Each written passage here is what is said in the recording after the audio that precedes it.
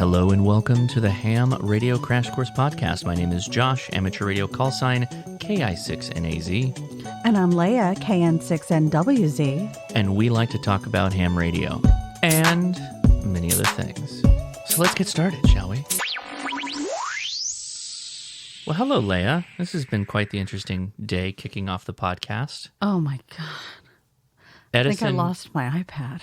I think you lost your iPad, and Edison decided to jump from the occasional chair, or the glider chair in their bedroom into the lower bunk, cracking his head on like a wooden stabilizer for the upper railing, cut his head open, blood all over the place.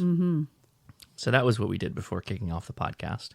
Yes. So we're having I'll just mention right now. I'll bring the beer. I'm having a little bit of wine right now.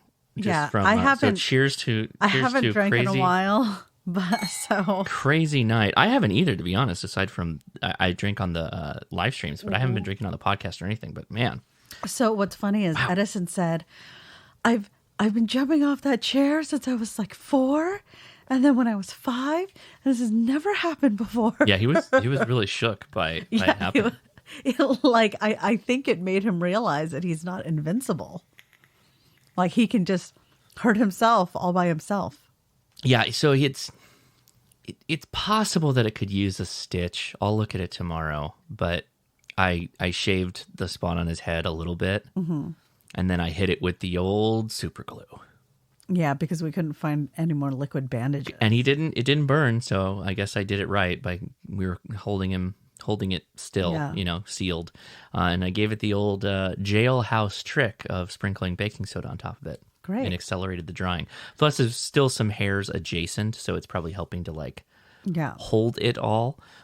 So I'm sure everybody's loving this visual that I'm giving. Yeah. It really wasn't that bad. It stopped bleeding immediately, but still. What's awful is tomorrow it's his last day of school. But also, it's his best friend's birthday party at the beach. And one of the first things he asked was, "Can I still go to Remy's birthday party?" I'm like, man, I don't know. I don't know that we should be having you sand adjacent right now. That was probably fine. It's probably fine. Yeah, I wouldn't worry about that. Okay. Yeah, anyway. Hey, thanks everybody for coming out and listening to the Ham Radio Crash Course Podcast. We really do appreciate it. When we were back into action after the Hamvention No podcast, a lot of people came out. It was also a really long podcast. It was 5+ hours. So we appreciate you bearing with us. This is going to be the opposite of that. This might be a little bit shorter podcast. It's going to be a short banger. Great. Yeah. Okay. Instead of a hot banger, it's going to be a... And I did drop a hint in the podcast channel. You did. So we're mystery recording days this week. Yeah, we're gonna be can we shorting it up? I doubt it, but we're certainly gonna try. Anyway, we like to kick off the Ham Radio Crash Course Podcast with the Ham Radio Minute. It's never a minute. And today is first aid kits. Oh. Yeah, I think I've talked about first aid. This is the wrong corner. What's the wrong corner? This is the wrong corner for you. Oh no, I'm in the. You got to have a first aid kit for reasons that I just experienced. Again, there are many different things you should have in your kit.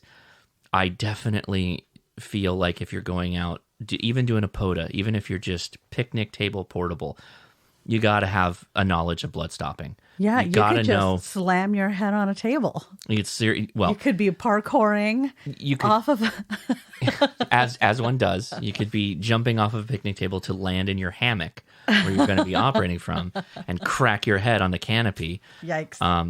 I'm such a proponent of people learning Stop the Bleed and properly learning techniques of using an Israeli bandage and a tourniquet, even down to quick clot, as as some people use still, and is still effective, and then having a proper boo-boo kit.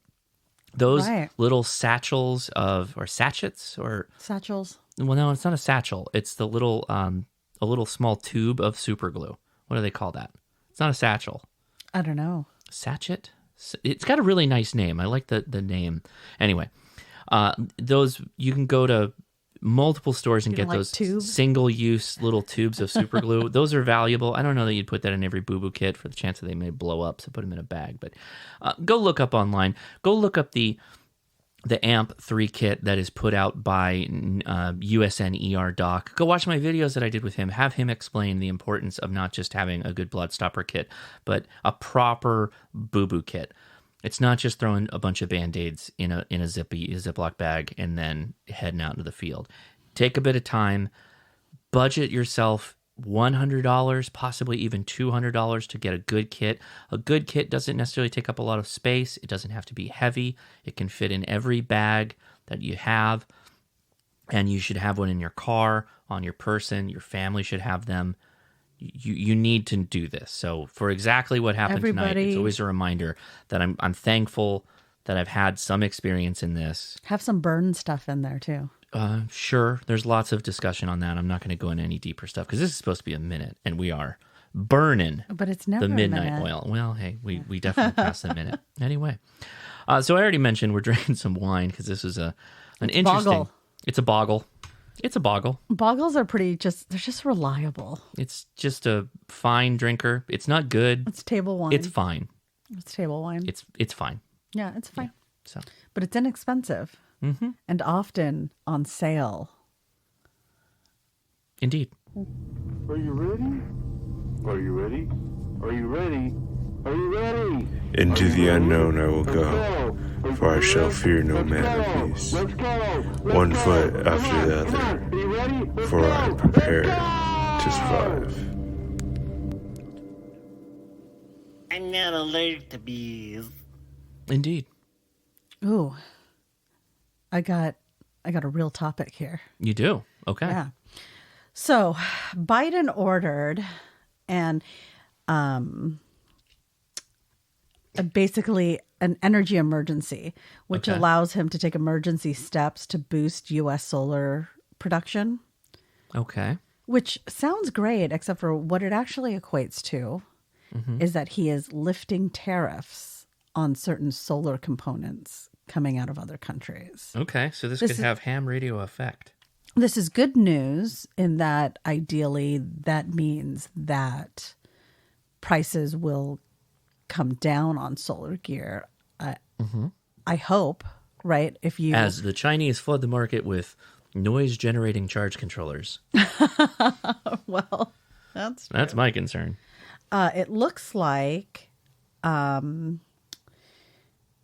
originally they were looking at, they were scrutinizing imports of solar panels from Thailand, Vietnam, Malaysia, and Cambodia. They were concerned that the products from those companies were skirting the laws of limiting imports from China. That was something they were looking at in March. So they're like now, rebranded Chinese panels coming via Vietnam? No, but now it's not even an issue Okay. because all bets are off. It's a tariff pause. Okay. Oh, so China can just straight ship us cheap They panels. don't need to pretend. Okay. So there's that. But what I find fascinating is that Biden is saying we have an energy emergency. And this is not, I'm not saying anything against Biden either way, but it bothers me because they are going to allow, I want to say 3 oil leases lapse. Okay. Which really limits our ability to source more oil. Now, His administration and the government, right, is basically claiming, oh, well, none of the corporations want to use those oil leases. is that true? Who knows? Okay. There is a claim that there are like 14 oil leases already that are not being used. So I'm not sure that my ire is being directed in the right way. But if we're literally looking at massive inflation, massive gas price increases, and grass is expensive, man. yeah, Here in California and Colorado, the grass is real expensive. gas prices, and if we're for in that kind of climate, Mm-hmm. for the government to be like, we don't actually need this much oil. So And it's I'm going to make some huge assumptions, and I'm not defending Biden or the administration in any way. I'm going to note that these Mm-hmm. oil leases are shoreline based, Well, which is so that's a very early goal of his administration was to stop offshore drilling. Oh, okay. So I'm making some huge assumptions here, right? There are many a gold claim that if the cost of gold dips below a certain dollar amount, it is no longer profitable to run that claim That's true. because it's just not bearing enough gold. Fair. So I'm making a huge blanket statement that it is entirely possible that the oil, even at the cost of gas right now that is available there on these offshore rigs, is not worth the squeeze. The juice, possible. in this case, the oil, is not worth the squeeze. I am making a blanket assumption. I'm just pointing that out in case people don't understand that there is legitimate costs, and investment companies will just go to a higher yield oil system, That's mining true. system, and pour their money into that if it is so possible. But I don't know. we're looking at over $6 a gallon in gas right now in California alone. Is the problem truly that there isn't enough gas, or is it actually just a taxation, and what is it really? I mean, there's some speculation that because the demand for gas has dropped, that the oil refining companies are out there inflating the cost Right, because to consumption make up, because they have to make up their profit margin. consumption has gone up, but I don't know, is it higher than it was in 2019? I have no idea. I can only assume it's less considering the number of people who are working from home and don't need to commute. But you are on the roads much more often. Oh yeah, no, the roads are probably more congested than they were in 2019. Well, this is very confusing then. But that doesn't necessarily mean that the oil consumption has gone up. Because of electric cars.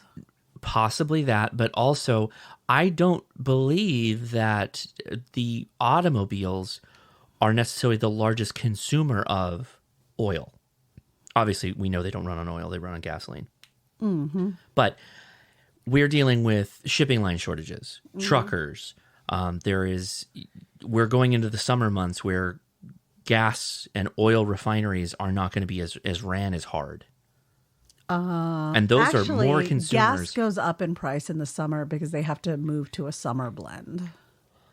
And gas, and this hot tip for anybody who doesn't know. But you're not hearing me. The actual, so if I had 50,000 cans of oil, right? Okay. Gallons, not gallons, but what do they call those? Gas cans? No, the drums. Well, anyway, it doesn't matter. You're still thinking Barrels? Barrels, that's it. Okay. You're still thinking cars. I'm not thinking cars. I don't know that cars are the largest consumers of oil, the oil that's brought out of the ground in its Okay. refined gasoline state. All right. When I say refineries, yeah, they take oil and produce gasoline and a myriad other petroleum-based products. But the actual fuel plants that create heat and energy, that goes down in some cases in the summer. In some cases, it goes up in California, obviously, because we run a lot of our power off of that. Right. But also, there's just the China impact that a lot of the natural resources are going to China right now. Right. So what was I looking at? The CO2 numbers? Oil is actually the largest source of energy in the United States. Yes. Providing close to 40% of the nation's entire power needs. So that's what I'm saying is that that's likely where it's going, not into cars. So it sounds like they should renew those oil leases if We're just speculating. I don't know. if we have an energy crisis, right? Mm-hmm. All this to say, This is still the preparedness corner. yeah, Also, OPEC watch corner. I'm not sure they're not in bed with Noah, honestly. Oh, son of a...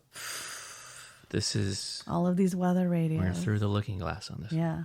But the more we talk about it, the more they'll realize we caught on. We know. And they'll be less likely to do shady stuff. Well, what if that's what they're using as listening posts now? What? All those offshore oil rigs that are not being used. Oh, my God. We have to They're reinstate all about them. the maritime. They must reinstate them, if only for our privacy rights. That's what Noah is using to recharge all the seagulls. Oh my God. Because birds aren't real. They're all drones. They're all drones. That's what the power lines are for. They land on the power lines at night to recharge. We know this. Oh my goodness. We figured it out, guys. So all joking aside, I would like to mention to get a little bit of sustainability, to just add to the corner a bit here. I was watching a video from the 8-Bit guy who's on YouTube. Great channel. And he did an episode talking about how his studio where he does his YouTube, he's gotten fully like off-grid. And he's actually using his solar panel system that he's built to offset some of his cooling in Texas by running an air conditioner that funnels into his home to offset his cooling demands, because obviously Texas in the summers, they use a lot of power, right? Is it? Yeah. Does it get hot there? It gets hot there, yeah. But it's a really cool video, and it's a very like everyman approach to solar. It's not this like uber complicated, uber expensive. I think all said and done, he did spend multiple thousands of dollars because it's not cheap, but it is something that is actually usable power that he said would recoup itself in about 10 years. Oh, it's what's the lifespan of a solar panel? About 10 years or more, possibly. I know they do have a useful life to them, but I was thinking as a ham radio operator, it's entirely possible that for most of us, we could run pretty much all of our ham stations off of solar and be completely off-grid, and that has preparedness value as Absolutely. well. The only people who would have issues are those that are running computers pretty hardcore like I am, or those that are running an amplifier. They may not be able to use solar or have a large enough battery bank to sustain it, but it's a really good thought to consider trying to offset as much of your shack onto something. Wind, hell, there's even water that you can use. You can do, if you've got sustainable sources of water, you can run a wheel. People are doing that now. They're doing it in Canada. Man, I really wish there was a YouTube channel that just reviewed solar panels, as we are going to be inundated There is. with imports. There's a couple, and there's some that only do battery reviews too. Nice. Yeah, that's totally a thing. Yeah, but go check out the 8-Bit guy. Good stuff. Awesome. All right. Well, that's a preparedness corner. Solar panel is going to get real cheap. Yeah. So I maybe real loud too. Yeah, I skipped something because I was so eager to get started here. Just want to remind everybody, join the conversation by leaving a review on iTunes or Apple Podcasts, whatever you want to call it, for the Ham Radio Crash Course podcast. And or emailing us at leah@hamtactical.com. Leaving a review wherever you listen to podcasts will help the Ham Radio Crash Course reach more hams and the ham curious, and we appreciate it. We do have one review. We do. From Denny Thyself. Denny Thyself writes. Denny Thyself. From Desert Walker. Oh, hey, Desert Walker. This podcast is infotainment at its best. From libations to frustrations to confirmations with spiral-bound condemnations. You can drive from Santa Monica Pier to Quartzite in your rear view mirror I want to go to without Quartzite. fear of having to find another podcast to shine. Always good and fun rolling 18 wheels, and Friday morning has come. Did I screw that up? It's always good fun rolling 18 wheels, and Friday morning has come. I did not. It's like getting a pack of fresh double mint gum. Never too salty, never too sweet. The HRCC podcast is where good people meet. That is the first poem in review form that we've ever received. It's beautiful. It's not more beautiful than you. That was fantastic, Denny Thyself / the Desert Walker. Thank you so much for that. We appreciate it. Hey, isn't there a ham fest in Quartzite? Yeah, Quartz Fest. Can you hunt geodes at that one? Yeah, you have to shoot. They're shotgun only though. What? You can't use a centerfire rifle to take the geode. It's a BLM requirement. It's really weird. You can use a sabot balanced projectile though with a rifle barrel. So those are options. You will have to go with a carbide-based slug so that you can both take the geode in one shot and also open it. So that's how you hunt geodes in Quartzite, California. You know what's really amazing though about geodes is that the blade that they use to open geodes cannot cut your hand, but will cut through. I'm going to go ahead and just tell everybody, don't do anything. Don't test anything Leah just said. I was at Knott's Berry Farm. You they can showed absolutely... Us, they showed us the guy touched the blade. You can tap it, sure. But if you like put your hand on the wood, like on the metal plate and then close the saw on it. Who's doing that? I'm saying that it's... You gotta be really careful when you talk about this kind of stuff. Is it really great about a table saw that you could just run it up to full speed and just shove your whole hand into it? I have faith in the HRCC listeners. I'm not saying don't have faith in them, but also don't talk so wildly without any knowledge in this area. Check out this geode saw. Because I am Wolverine. It's a diamond saw. It's very similar to the same blade they use to cut ceramic tile. Yes. I can absolutely cut myself with that damn thing. What if you just tapped it, though? What? You said it can't cut you. Want to be really clear. Okay. All right. Really clear. All right, semantics. That's what gets you. Semantics is what gets you, man. Anyway, we can move it forward. What's happening? Touch them. Can't cut. Staircase is chained. Can't cut you. Remember? Jesus. I'm going to go to Quartzite. Hunt some geodes. Let's go this way. Before the staircase I moves prefer again. upland geode hunting. I like to bring my over-under shotgun. Try and use 20 gauge. I think that 12 gauge is not as sporting. I also recently found out that that genre of TikTok videos that you so enjoy, where it's The Chinese people with the sand and the crystals? Yes. Okay.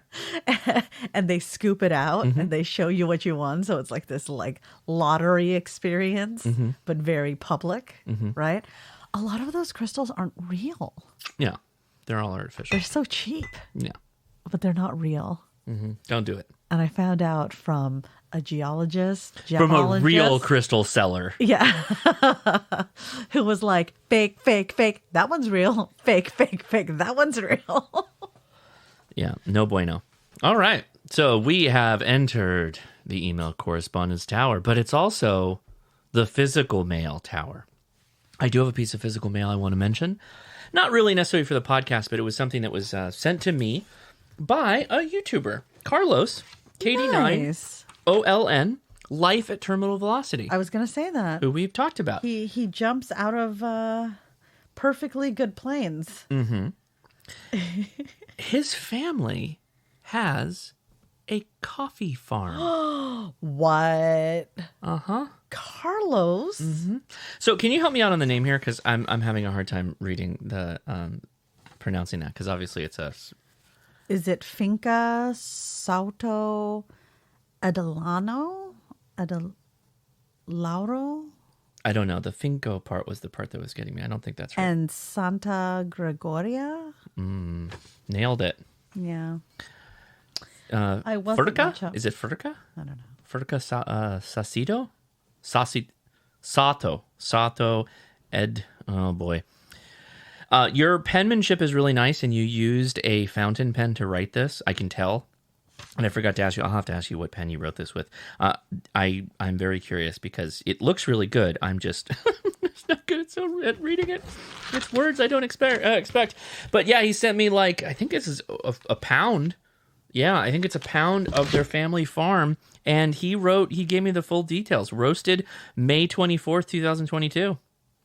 Wow. Off-gassed and sealed May 31st, 2022. It's going to be the freshest. And he was like, you're an engineer, so I will tell you that I have been drinking this and I've been roasting it. I've been doing a pour over at 180 degrees Fahrenheit. And he said it's been very good. Oh, we should set our I think ours is pot set to that. Celsius. I think that's possibly... I could be wrong. Yeah. Anyway. That doesn't even make sense. Okay. So yeah, Carlos, thank you so much. And everybody, life at terminal velocity is literally a man who jumps out of an airplane, pulls his chute pretty much immediately, and then undershoot, drops an antenna and makes ham radio contacts. And he does both VHF, UHF, and HF contacts. So very, very cool. Go check him out. He deserves you seeing the amazing stuff he's doing because it's super cool. Oh, he was also at that Airbnb with you at a convention. So. Yeah, and actually, if you're in the Illinois area, Illinois area, and I believe Rochelle is where he jumps. If you contact him, I think he might actually do tandem jumps with hams and work stuff out like that. If they want to do jumps, possibly, you just have to contact him and see. I know they've got training he does. He's actually a certified. What do they call a trainer of parachute? A parachutist. I don't know. I got nothing. A tandem jumper. No, someone who trains people in the ways of the parachuting, and the ways of the jumping out of things, and landing safely. Sky surfer. Wonderful, fantastic. Okay, but we also have a voicemail number. Leah, did we get any voicemails this week? All right, that voicemail number is voicemail 562-334-2389.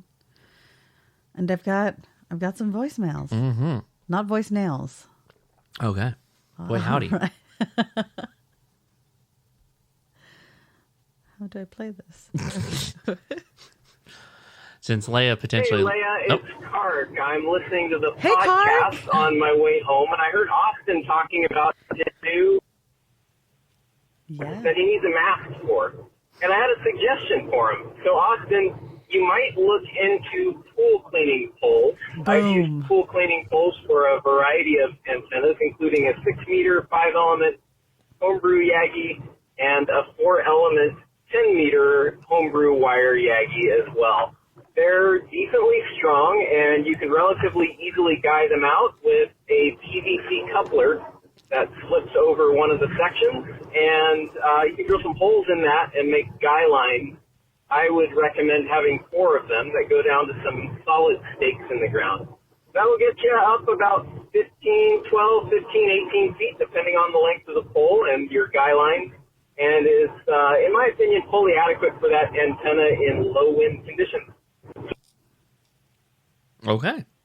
It's not done. For use of that, look at my video on K6ARK portable radio about the 10-meter Yagi that I brought up to a summit, or just send me an email, and I'd be happy to give you a little more insight and ideas on how to get that set up.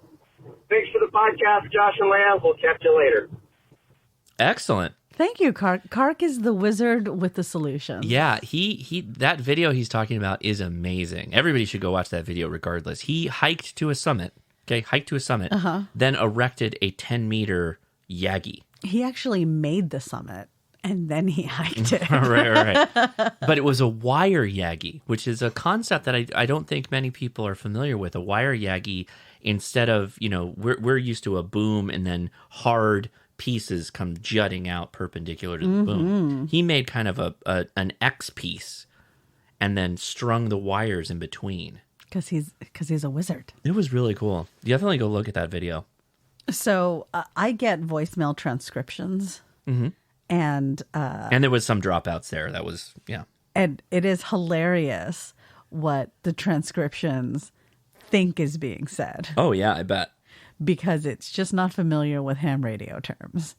A guy line, what's that? They think it's skyline. Well, that's true. I mean, that's easily interchangeable. You should definitely skyline your pole there. And it believes that Yagis are actually Yankees. Yeah. All right, on to the next voicemail. Thank you so much, Kark. Hello, it's Nathan. Kilo 1 Mike Alpha Zulu. I just saw on Discord, Leah said it was mystery recording days, so I thought I'd get an email in on Monday. I'll tell you something ham radio related, so it's not non-ham radio related. I got my cables to plug my True SDX in. Got all the power poles on it. Just waiting for the True SDX. It's cleared successfully the customs into somewhere in the U.S. So hopefully it comes soon. I can test it out, and then I can follow up telling you what the True SDX is like in my practice of it. So hopefully it comes through then later, and I'm sure you'll receive an email or two more from me, as I told Leah on Discord. Thank you very much. This is Kilo 1 Mike Alpha Zulu 73. Thank you, Nathan. Thank you so much, Nathan. Might be a shock. You might not get anything else in this week. Yeah, this one, we'll see how it goes. All right. Well, on to the emails. Okay. Sally forth. This first email is titled ENTS and GMRS. Yes. And this is from Lonnie. Hello, Hamley. I just started listening to the podcast and just have a question I have to ask before I forget. If ants guard trees, do ants guard antennas? Ba-da-bum. That's pretty good. You know, the Cub Scouts actually have just the best cheesy jokes. What was the one that really got you today? Do you remember? I don't remember. Oh, no. Some of them I just go womp womp, and then others I'm like, that's a good one. Oh, man. I can't remember. If I think about it, I might recover parts of it. We might be able to backwards engineer. No, I can't. My brain sometimes doesn't work in puns. True. You know what I mean? Like, I don't think most people's brains work in puns. Otherwise, we'd probably speak in pun. Yeah. Right? Like all the time. That would be so great. No. Can we? No, it wouldn't. Not at all, actually. But some are pretty good. None of the ones at the Cub Scout meeting were good. Wow. Because they're kids. Come on. They're clean. They're for kids. Yeah. The kids tell the jokes. It's good. Mm-hmm. Did you say it's good? Yeah. Okay. Lonnie continues, I just received my GMRS license. I studied hard for it, searching the FCC webpage. So I started looking at YouTube, and one of the first videos I found was ham solos. It was cool to put a face with the name. The video was pretty cool, seeing the installation of a GMRS repeater. Well done, Ham Solo. Nice. He's putting out some good content. If anybody hasn't seen it, get out there and check him out. Get out there and see it. Yeah. Lonnie signs off. 73 Lonnie W0WAL. Thank you so much, Lonnie. And thank you for the pun. It's always appreciated. See? Okay. The next email is titled 11-meter correspondent. This is our Give It the Beans Drew. Okay. Hello, Leah and Josh. I promise there's ham radio content here. But first, I was listening to the podcast while mowing the yard, and it occurred to me that there is one huge reason why this podcast is so great besides the banter between the two of you. It's the diversity of your listener community. 100%. Sure. Absolutely. Yeah. I think that the community makes this podcast. So without you guys, there's no this. We wouldn't be doing it. Yeah. Well, we be would sleeping. just hang out, I guess. We'd be sleeping. That too. Imagine all these listeners are hams or hambitious, or is it hold ambitions? Anyway, once you get beyond that, you have a huge variety of interests within the community. Music, leather tooling. I'm sorry, not just like leather Just as leather. a hobby. Like just the act of owning or It's like wearing a leather. foamer for trains, but we just look at cows. Yeah, it's some nice leather. Can't wait. I'm gonna follow your progress, cow. I'm gonna keep my eye on you. Hiking, flying, cycling, and I suspect more than a few photographers or shutterbugs. When you cross-section all these wonderful folks and look at how much the group has in common and how much diversity there is, it's no wonder the podcast seems to quote-unquote ramble so much. But the intellectual interest of the listeners means we're all okay with that. Yeah. We're all looking for new hobbies, right? Deep down, a lot of people are looking for some, maybe an adjacent hobby to just season the hobby you may already be doing. A hobby season, like a little everything but the ham seasoning. Well, I mean, like you mentioned shutterbugs. There is a huge contingent of people who are starting to realize that they should be recording what they're doing with ham radio. Or taking pictures. Well, that too. Of their radios, of their installations, of their antenna setups. Their radios against other backdrops, like it's a gnome, like a traveling gnome, but it's a traveling ham radio. Traveling radio, I like it. Yep. Next, Josh, singers and accents. Ever noticed almost all rock and roll seems to be in English and always sounds like American English? I know you have because you mentioned it. Mm-hmm. I don't remember who the interview was with, but I remember that question being asked. The answer from a man who was very much not from the US of A was that rock and roll is American, and so you sing it like an American. Okay. That checks out. Now, radio stuff. Josh, I recently bought a dual band antenna and mount for my Honda Pilot. I will include links so you can examine things if you want, but in the simplest terms, it's a luggage rack mount and an NMO antenna. Okay. The antenna is 18 inches long, so it doesn't hit too many things, but the mount will support antennas below 50 inches. And Drew has provided links. Okay. But it's a rack mount, so it's using some kind of like U-bolts and some kind of bent over thing that you can attach the vertical NMO to it, I'm assuming. Awesome. Uh-huh. I have been connecting this to my HT in the car, and it receives pretty well. Okay. Unfortunately, I have yet to make contact on it, and in fact, haven't even been able to get into a repeater yet, kerchunk. I've examined the idea of putting my FTM 300 in the Pilot. I think I have room for the radio, but I unfortunately have coax for my 11-meter radio running through the only place I can find to run something through the firewall. Even the 11-meter radio is powered off as an accessory circuit. I have tapped into the fuse box, and while I do suffer a little noise in the radio because of it, it's fine. However, the FTM 300 has a little higher amp draw, and I'm simply not comfortable running it from the same sort of tap. Mm-hmm. Okay, I'll come clean. There is one other grommet through the firewall that has space for a power wire, but it's literally behind the passenger side airbag, and I'm not messing with it. Now, I figure if I get into closer proximity to a repeater than I am on a typical day, I won't have any problems with the HT on that antenna, but I probably need more power to get through the hills and valleys in the middle of Tennessee at any distance. I've debated using my BioNO battery and running the 300 off that just for giggles, but I'm looking for a more permanent solution. However, it says deep breath. Okay. Now that I've set the question up, I'm seriously considering trading the Pilot on either a newer truck or a truck-based SUV that has some actual towing capacity, since I recently sold my 1-ton diesel truck. Yeah, I would. That's the first thing I would do. I don't tow enough to keep that beast anymore, but do have to move an occasional excavator, small ones. So, I was like, geez, okay.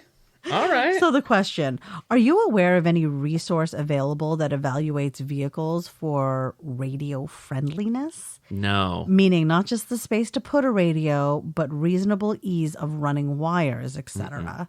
I'm willing to include such information on my car shopping spreadsheet if it's available. Crap. Did I just let Leah expose my geekery to the world using a spreadsheet to car shop? There's so many things I have to say. Okay. It's not the end. I make a spreadsheet for everything. Yeah, she does. Yeah. Are we good? Can I? Yeah. Okay. Go. There are so many things. So I have to go back to how far are you trying to transmit, my guy? You never mentioned how far out you're trying to go. You just said you can't kerchunk the repeater, but you can hear it. Well, the problem is the hills and valleys. Yeah, but he can hear it. So it's still line of sight. So my question now is, you're in line of sight range. You can hear the repeater, but you can't kerchunk it. Right. So the settings? No, I'm gonna ask a question.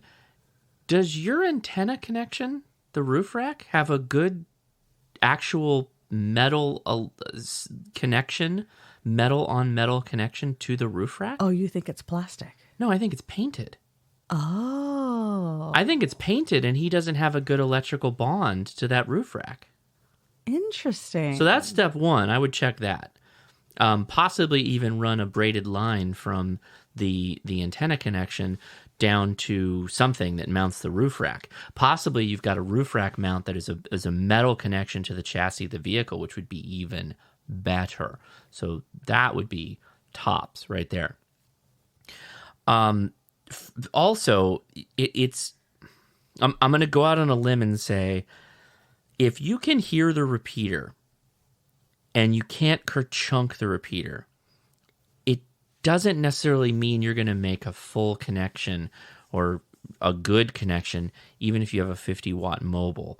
It's generally my experience that if you have line of sight to a repeater and you can, using a decent mobile antenna, you should at least be able to kerchunk it.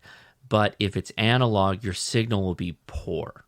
Kerchunking is usually pretty easy, at least. That's pretty easy. Then a mobile would be able to help you out. But the fact that you can do nothing makes me feel that there's something else going on there, potentially. Okay. So there's that. Do I know of a service that looks at different cars for radio capability? No. Here's another thought. Why don't you just drill a hole in the firewall? Oh. If you've got a good adjacent spot where there's nothing on the other side of the firewall, pop your own hole and put a grommet in it. I believe Drew's capable of this. Absolutely, he's capable. Yes. Where your CB hole is, look next to it, pop a new hole. Who cares? Yeah, that's great advice. Just pop a new hole. Don't throw the car out. Because don't get me wrong, I'm with you on everything else he said about the Pilot. I have nothing against the Honda Pilot, but just drop a new hole. Who cares? Put the hole in. Do it the right way. Do it right. I interest you in an Xterra Pro 4X? Not yet. Not yet. Not yet. I've already bought the other car. Shut up. You know I haven't, because I would agonizingly make a spreadsheet. and you'd be talking to me about it. And I don't talking about it for a good 3 weeks at least. There was that joke of who are the crazy psychopaths who are buying cars for their loved ones and putting them in the front yard with a bow on it. Who are these people? Who are these people actually? Canny. We know people like this? Yeah, I think Canny bought Helen a Tesla a couple years back. Just boom, look at your Tesla.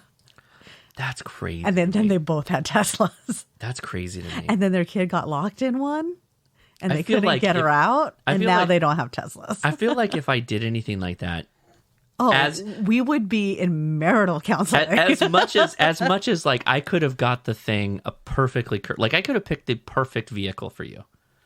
I could have hit every one of your boxes. Spoiled it for me. You would have spoiled it. I could have hit every one of your boxes, but you'd be mad as hell. Yeah. Mad as hell. I couldn't even enjoy the perfect car anymore. You did a good job, but God, I hate you right now.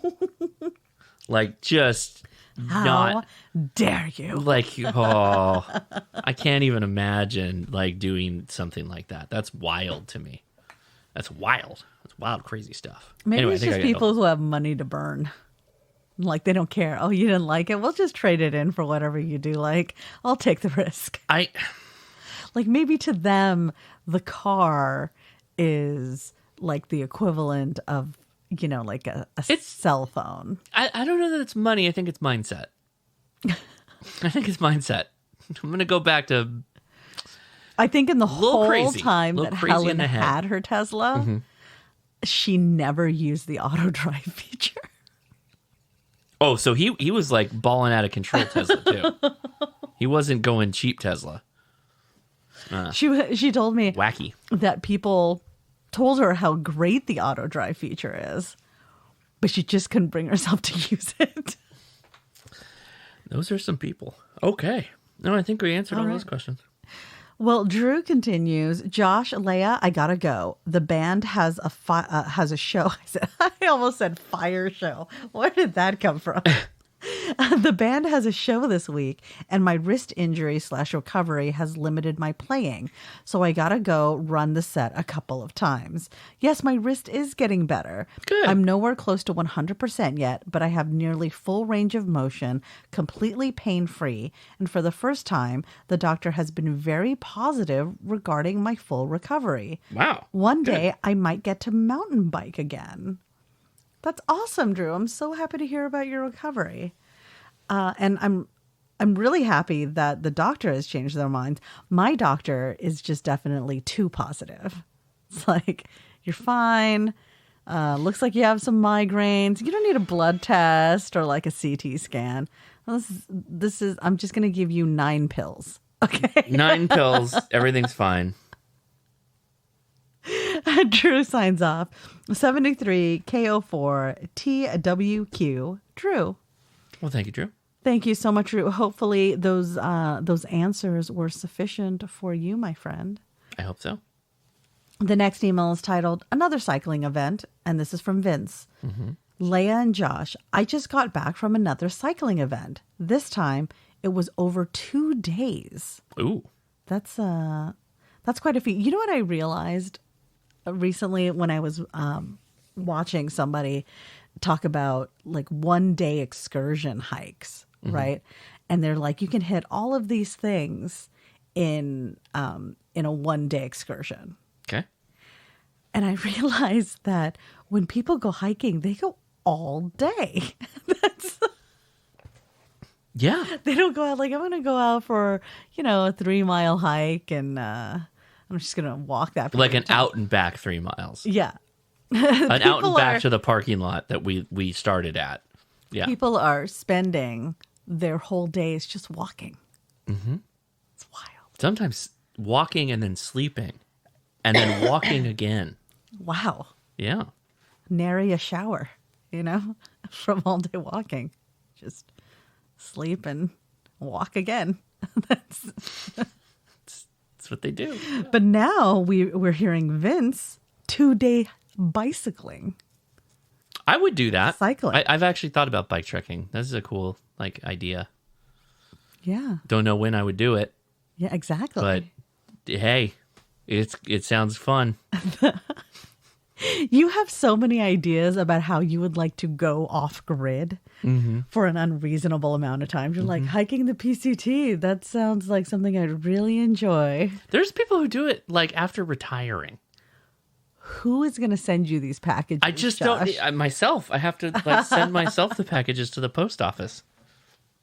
And then what? And then I'm just going to be by myself while you get mauled by a mountain lion or something? Come on. What?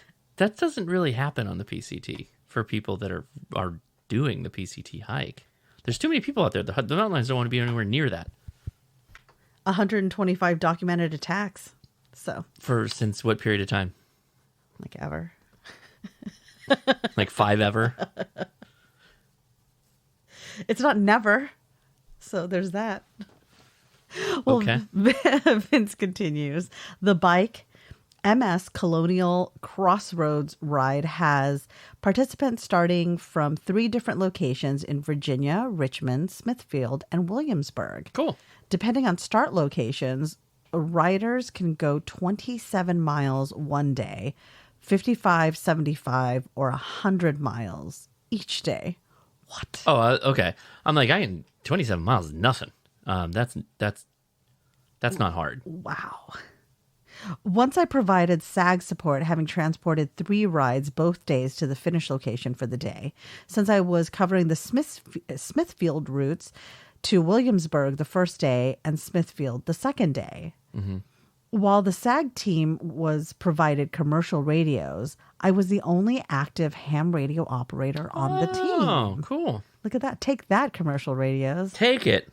The Smithfield route involved taking a ferry across the James River, which required switching from one repeater to another for both hams and the SAG team. Mm-hmm. The first day, net control for the hams assigned to rest stops was handled from Richmond for the first half of that route and Williamsburg for the other half.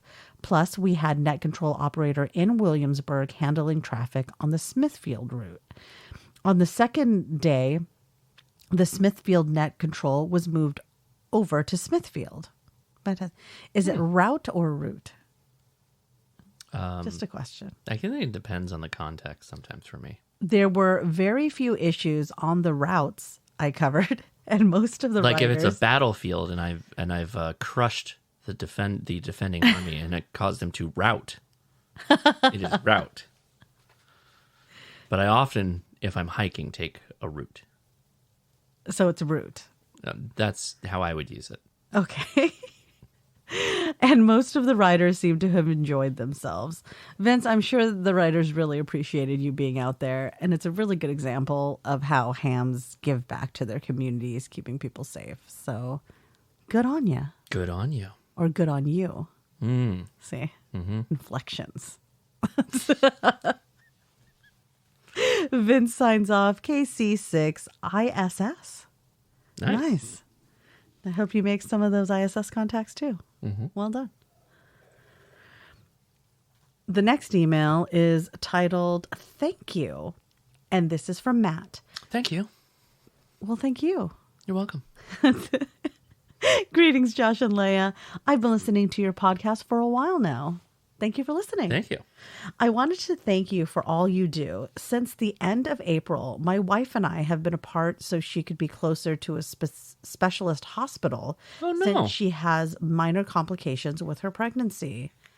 Oh, my goodness, Matt. That's hope scary. That your wife has as smooth of a situation as possible. Like the anxiety that comes with health issues during pregnancy, it's the worst because you're now worrying about two people you love.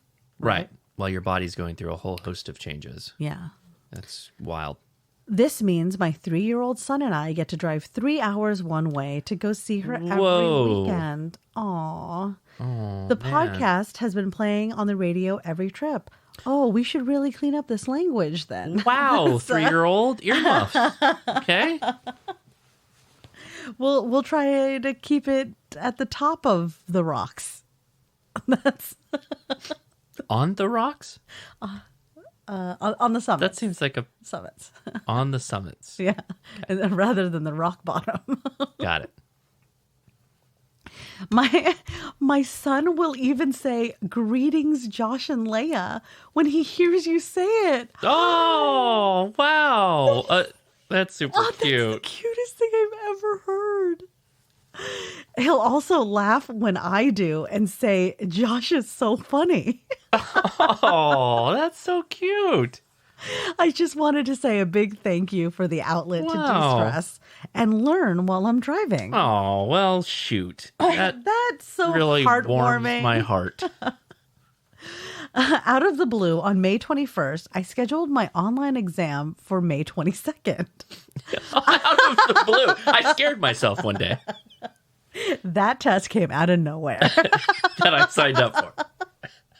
Nobody saw this coming. Who could have predicted? That I would do this to myself. I'm happy to say that after talking about ham radio for over 10 years, I finally got my technician license. Congratulations. Congratulations. I owe a lot of that to YouTube because I haven't really studied in a couple of months due to life. Whoa. I bet. This is, I don't know if you're giving credit in the right place. You're going through a lot, my man, and the fact that you decided to still go get your license and go through all that's pretty awesome. So good on you, and congratulations. Lastly, Leah keeps talking about road crossing signs. I do, because they're redonkulous. Yeah. It's still the cow's my favorite. The cow is just falling off of the cliffside. Mm-hmm. I live about 1.5 hours southwest of Colorado Springs. In this beautiful mountain town, we have several Amish communities around us. You're telling me I could go somewhere closer for Amish experience? Where? I've been all around Colorado Springs. Mm-hmm. But nowhere off the grid. Is that? I mean, I've been to Dragon Man. You did, what's Dragon Man?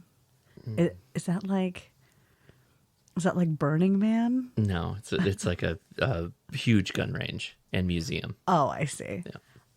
Very off the grid, though. You've been to the Garden of the Gods. That's not that off the grid. It's got merch. It can't be off the grid. Yes, it's got a gift shop. Gift shoppy. Welcome to Off the Grid. Here is the gift shop. You can just insert it in our Clover. We've got the carbon paper for the credit card with the swipey thing. That's how off the grid we are. Tourists take pictures of the hitching post and buggies when they're downtown. So here is a picture. Did he mention the town? Of one of our Amish parking signs. Did he mention the town he's in? No, I'm really curious. He didn't. It is a horse pulling a buggy, and it says parking. Do you want to see it? Yeah, well, best I can. Just spin that around. Oh, wow. That's cool. That's literally a hitching post. Yeah. But you know what? If I know anything, some jackass without a horse and buggy is going to park in that spot. Probably someone with an electric vehicle and try to charge it. It'd be me. Oh, no, I didn't keep it clean. I'm sorry, Matt's 3-year-old. You did. You said a word. I'm so sorry. Man. Matt signs off. Again, thank you for what you do. 73 Matt, KF0JKL. Hey, that's very alphabetic. Hey, did you know? Pretty good, though, for a random FCC poll. Pretty good. It's true. Well, good luck to your family's pregnancy.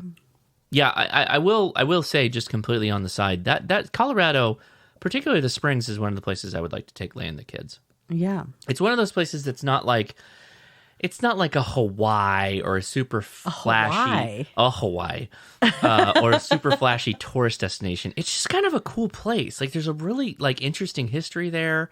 I've been there in the summer. I've been there in the winter. This is it's just a fun place. This is the big thing to ask. Do they want tourists there? Because every time I think about going to Hawaii, I realize they don't want us there. I just don't like. So I'm not going there anymore. There's local places that people that live there go to. Yes. That are outside. They're kind of like a weekend thing. Nice. It's not necessarily a tourist thing. It's not like there's not a Marriott next to getaway. Yeah, it's just kind of like a weekend thing. Like, there's a plenty of natural beauty in Colorado. I really do like Colorado. All right. I mean, no beaches though. So. Yes, Leah, I know. I will say. I know a lot of transplants. I think it was Monday. California I work in quote unquote a beach town, but I can't see the beach. Right. Like, most people that work in what's called a beach town, they don't see the beach. Right? Well, and I'm driving up over the hill. I was going to go get poke. Of course. Driving up over the hill to get to PCH. And I see the water. You're like, amazing. There's nothing. I there's didn't a feeling. even know that it existed. No, but I mean, I noted, it was a moment, not like a big whatever moment, but I swear every time I'm you crest the hill, right? Like, if you're going up to Solvang or you're going out to the beach and you 100%. See the water, you get it's a moment. You're like, boom. There it is. The entire Pacific. Well, not the entire. It's a total vibe shift. It is, right? Yeah. It is. It's like a real thing. It is actually a really. At the risk of sounding too California. I mean, it's very California what we're sounding right now. But yeah, I swear, I crested that hill and I was like, right on, man. Freaking ocean. I like it. Go get some fish now. Now, you didn't keep it clean. So sorry again, Matt. I didn't. What did I say? Oh, you didn't add an expletive before ocean? No. Okay. All right. Well, congratulations, Did I? Matt. Wait, what? On Okay. your... If I did, I apologize. Congratulations, Jeez. Matt, on getting your We're tag. getting the explicit tag today. We found out that a kid is listening, and we I went... guess a 3-year-old shouldn't hear freaking. Is that what I said? It's the freaking ocean? Yeah, I mean, that's true. Sorry. The next email is titled Not Animal Farm. Whew. And this is from Doug. Like Orwell Animal Farm? That's what I thought. That's what I thought, too. I do like Orwellian stories. So I like getting super depressed with books. the other day, I watched the beginning part of Land Before Time so that I could get really sad. For fun.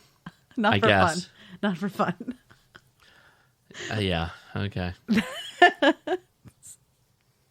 Wasn't the same, though. I mean, it was sad, but... Oh, yeah, super sad. Doug says, episodes ago, I mentioned a bit about animal emergency response and being part of Nature's Way animal rescue. Yes. I liked the email from Dave, KZ4DAV. It's good to hear Florida is on board concerning animal emergency issues. When we teach first responders and military, a part of our presentation covers federal legislation regarding animal emergency response. I didn't even know that existed. Of course. We cite the Robert T. Stafford Act, which gives the president authority to declare a national emergency, excuse me, in times of natural disaster, a national disaster. This gives the president access to disaster relief funds set aside by Congress. Our focus is on the Pets Act 2006.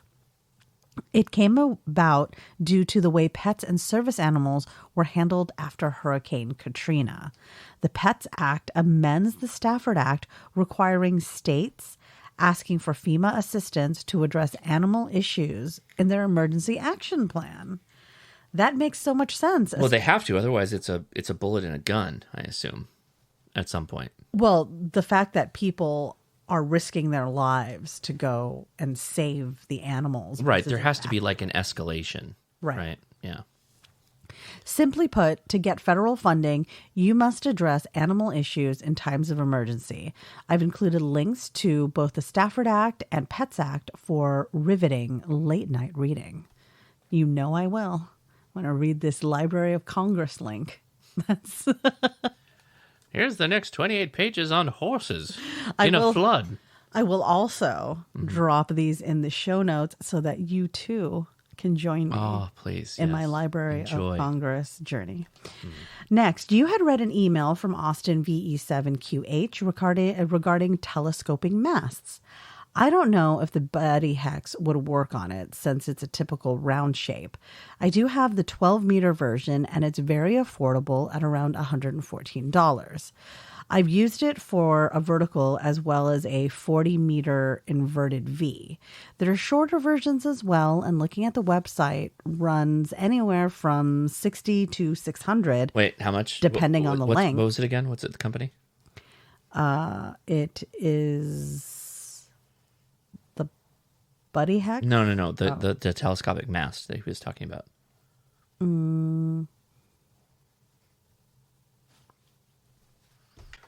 I jumped ahead a bit. Okay, sorry, go ahead. Because we're talking about putting up a hex beam on a telescopic mast. It's a spider beam. Okay. Also has different antenna options. Also, depending on the antenna needs, you can use just a few sections instead of the entire mast. So there's a spider beam, high performance, lightweight antenna, fiberglass pole. And are you looking it up right now? I am. Because you're so excited? No. Because you're so dismayed. Yeah, I don't think this is going to do what you think it does. Not for the Buddy Hex. I don't think that's gonna work the same, bud. Why not? Because it's a round shape? No, I just don't think it can handle the workable weight of the Buddy Hex. Okay. You're literally talking about putting a weight at the very end of the mast. Okay. Right? So you're going to get all this whippy action through the body of the mast. A carbon fiber telescopic mast is not doing it.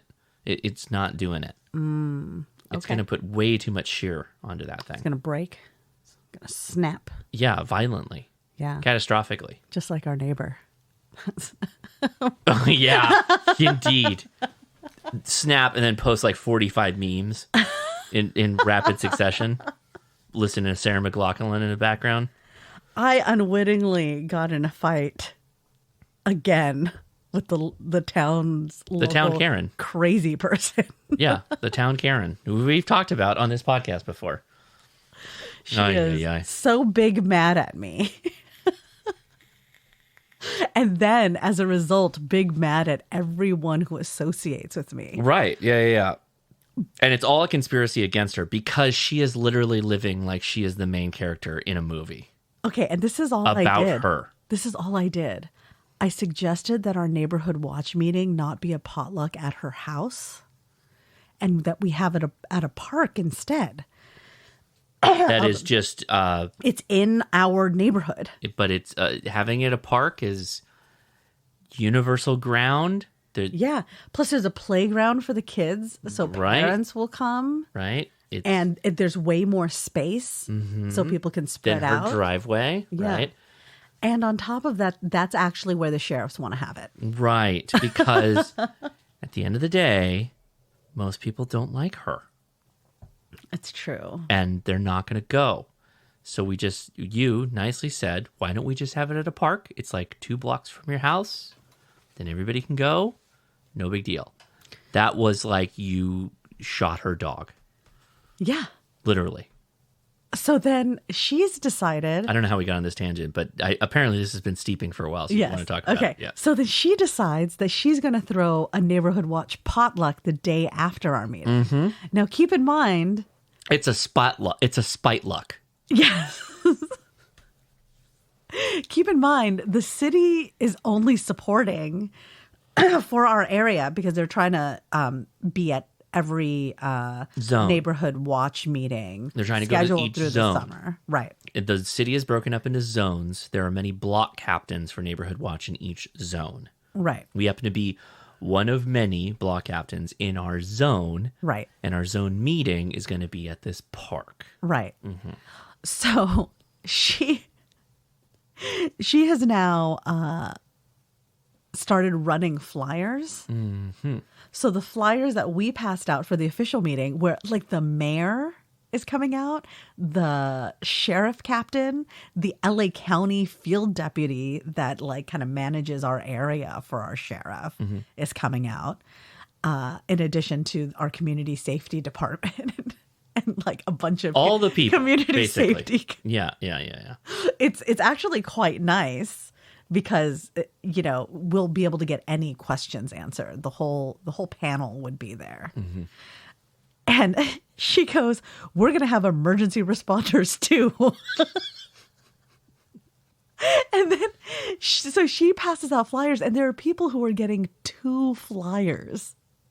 One about 2 events, very similar. And then she makes this whole thing about how, my flyer's on official neighborhood watch letterhead or whatever. The intensity to spite is just going through the roof. And the other one is not. And first of all, the city approved my flyer. Okay.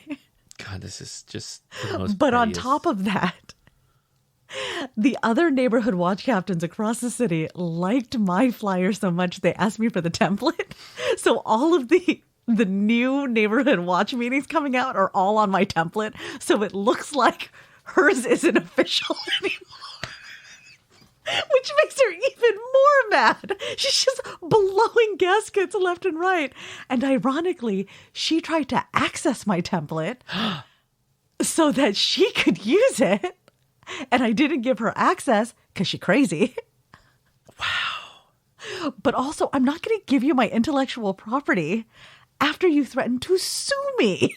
And threatened and told me that I was cyber hacking. Right. Her Facebook group. Yeah. This is a deep story that is definitely not part of shoring up the podcast. We were just talking about things snapping. Okay. So, yeah, I'm really glad that we went down this rabbit hole. So she's like a rabid animal right now, right? Like just, Literally, she bit a guy. Allegedly. I'm just kidding. She didn't. So then she tries to discredit our meeting, to which now I have to issue like a statement that basically said, sounds like there's some confusion about our zone's neighborhood watch meeting. We are having the meeting with the city and sheriffs on, this date.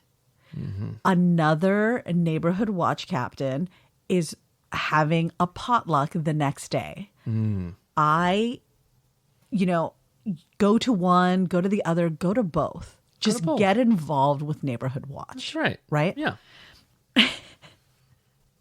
Which made her even more mad. How dare you?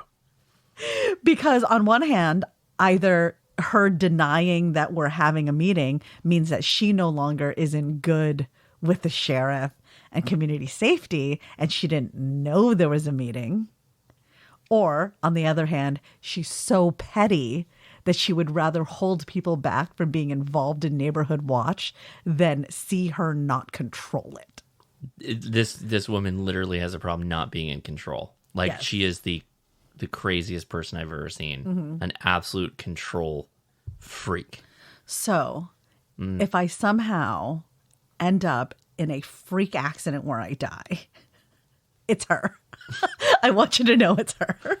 Okay, well, that was a good build-up. That was a good build-up to that. This is a woman who had, like, her daughter had a restraining order against her that protected her and her children from this Karen. Okay, and it wasn't a short-term restraining order. Normally, when you get a restraining order, it's like a month or something. Right. To get a long-term restraining order that lasts like 2 years, you have to prove that you are actually in danger from this person. You go to hearings and you have to prove it. And her daughter was awarded it. So I could be dead. It might happen.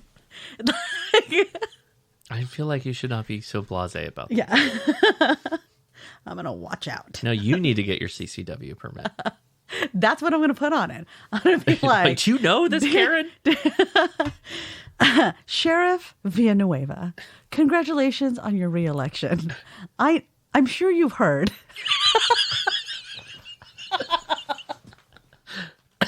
I am in zone ... Yeah. And the thing is, he 100% knows who she is. Right. Because she has actually attacked his field deputy. Physically? No. But like went after her, accusing her of bullying her. Like back when she didn't work for the sheriff. She worked for somebody else who was also in public office. Right. And Karen called this woman's boss, who was a LA County supervisor, to complain about her. She was being mean and bullying her. When they delved in deeper and asked what were the actions, she's not including me in her social events. What? This is like some reverse Gilded Age, early American. I don't understand. New versus old money. Like, that's what this feels like. That's the modern equivalent. Like, all the nuance has been stripped away, and it's just insanity. But I am actually so nice because I even sent her an email. We have so we collectively. I don't even know why we're doing this. I don't know why we're doing this. I have literally. God, how deep do we have to go? We got to stop at some point, but. This is when this all got started. You know what? We could pause on this, and if anybody wants to hear more, ask us next week. If I'm still alive. Man, yeah, we probably should put a pin in this and move on. So I'll be the one to say I'm good. I'm good. Thanks, Leah. Thanks so much for. Yeah, no problem. We could tell lots of stories. It's literally the when someone. There's basically a support group in this city, victims of Karen. there's literally when somebody says you look up the definition of a Karen, This is her. Oh, it's rumored to have originated in our city. It is possible this is the original Karen. Yes. We got to move on. We got to move on. We can't. I can't do it. Doug continues, finally, music. Nathan, I really like your songs. Great work. Thanks for the kudos. Weird Al, maybe so. Nathan does a great job. As for myself, I'm humbled. I've never been compared to Clapton before. If anybody doesn't remember, Doug is the one who made the most amazing, soulful ham radio I song. could see that. I was getting strong Wonderful Tonight vibes from that. Yeah, legit. Yeah. Yep. That's what I said. Mm-hmm. Feels like Clapton. Thanks, Leah. But you didn't like... I absolutely said it last week. You said Wonderful Tonight? I said Clapton. Okay. Definitely more songs coming in the future. All right. Stay tuned. Thank you. I'm excited. Well, back to work so I can afford more radio stuff. There was literally a meme somebody made on the Discord about that song. And by meme, they weren't making fun of it. Like, they were literally... in awe. They were literally fan service. made up. It was a fan service image. It is... You go ahead. I'll look it up while you're going. Till next time, 73 Doug, KB8M. Thank you so much, Doug. Looking forward to your future musical stylings. And I will drop a link to Nature's Way Animal Rescue and the other great links that you provided in the show notes. I appreciate you being a musical animal lover. And now, it's time.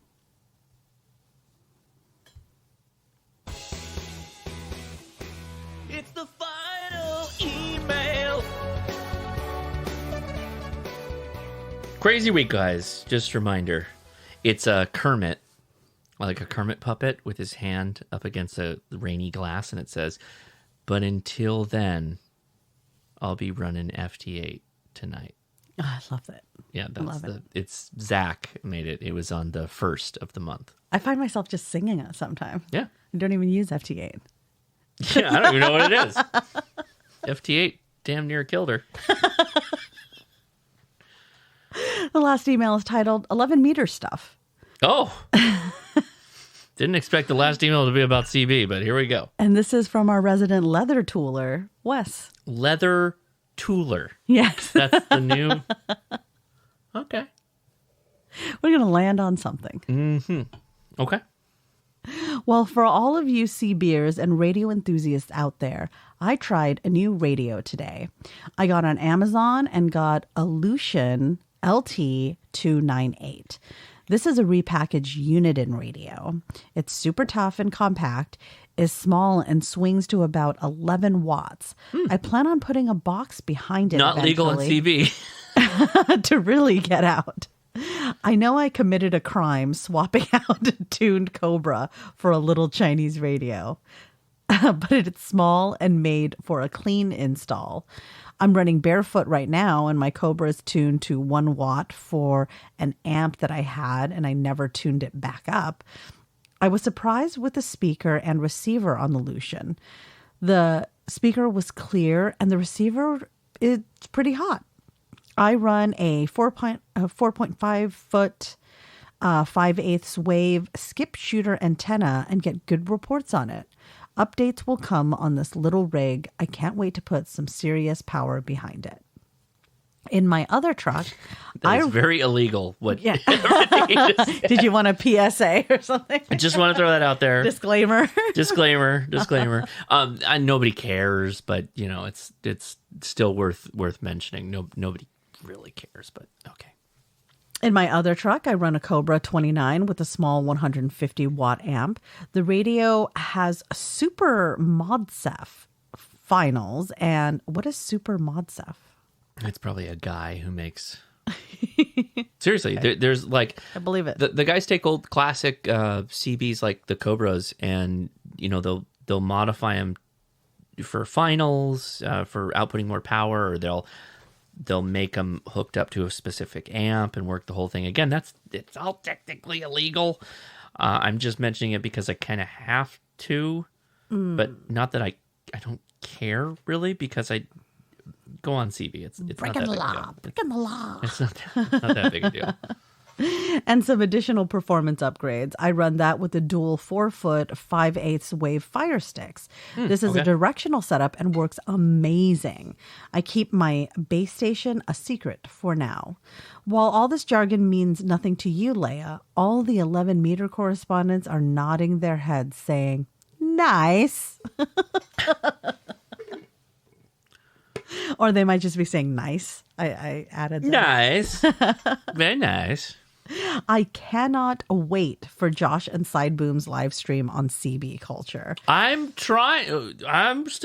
We're working it. We're working it. I just scored a vintage Sea Beer coffee mug at an antique shop. Until next time, 927 dropping the hammer down in the swamp. Check, check. 73 West. I got no idea what just happened. I'm sure Drew knows and Sideboom knows. We're gonna be getting down with Sideboom in the future. We gotta work out how that's all gonna go down. So it should be fun. Should be fun. Okay. Leah, would you like to take a test? I guess I can. All right. I guess we're doing the test now. We already clicked the button. Yeah. Mm-hmm. What does it mean when a CW operator sends KN at the end of a transmission? A, operating full break-in. B, listening only for a specific station or stations. C, closing station now. Or D, listening for novice stations.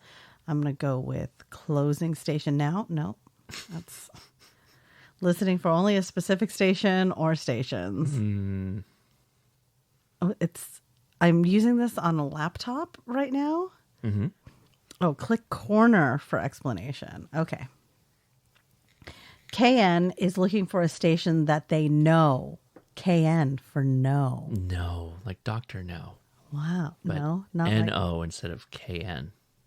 Like no, like knowledge. Like knowledge. Yeah, exactly. Knowledge. All right. Put so many bookshelves behind me. Because I read a lot of books. Remember Ty Lopez? Yeah, also attorneys do that. So often their website pictures are a backdrop of the same books. Look, we have no computers in this office. Please give us your money. What effect does a sudden ionospheric disturbance have on the daytime ionospheric propagation of HF radio waves? Mm-hmm. A, it enhances propagation on all HF frequencies. B, none, because only areas on the night side of the Earth are affected. C, it disrupts signals on lower frequencies more than those on higher frequencies. Or D, it disrupts communication via satellite more than direct communications. I'm going to go with it disrupts signals on lower frequencies more than higher frequencies. And that is correct. That is correct. Yes. Because obviously you're in the daytime when it happens, right? That's what it was expressing. Yeah. So a lot of those you could just omit. The next question reads, what is the phase difference between I and Q signals that software-defined radio SDR equipment uses for modulation and demodulation?